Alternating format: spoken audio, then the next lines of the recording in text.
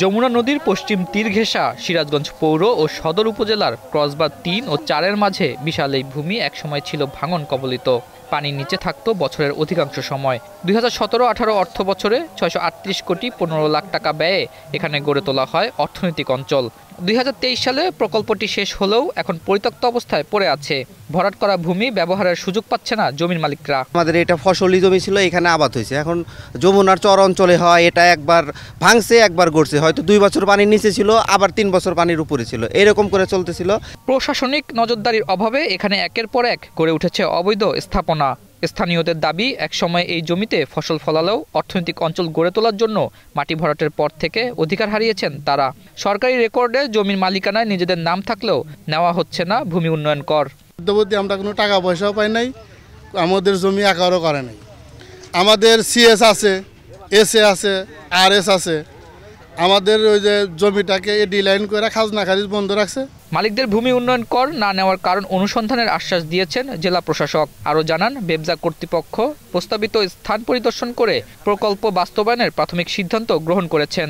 অধিগ্রহণের প্রস্তাব যখন আসবে বেবজা কর্তৃপক্ষ থেকে, তখন আমরা অধিগ্রহণ করব এবং প্রকৃত মালিকদেরকে আমরা ক্ষতিপূরণের মূল্য পরিশোধ করব।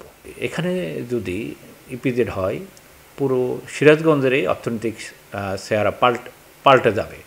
কারণ এখানে প্রায় 1000 একরের জমি অধিগ্রহণ করা হবে। বাংলাদেশের সবচেয়ে বড় যে ইপিজেড, তার আয়তন 449 একর, যেটা চট্টগ্রামে অবস্থিত। আর এখানে আয়তন হবে তার ডাবল, দ্বিগুণ।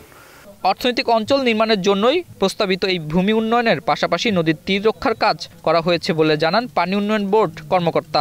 পানি উন্নয়ন বোর্ড কর্তৃক এটা শুধু ভরাট না, এখানে 3 কিলোমিটার নদীতে সংরক্ষণ কাজ এবং ভরাটের কিছু অংশ এবং বাঁধ নির্মাণও ছিল 4 কিলোমিটার।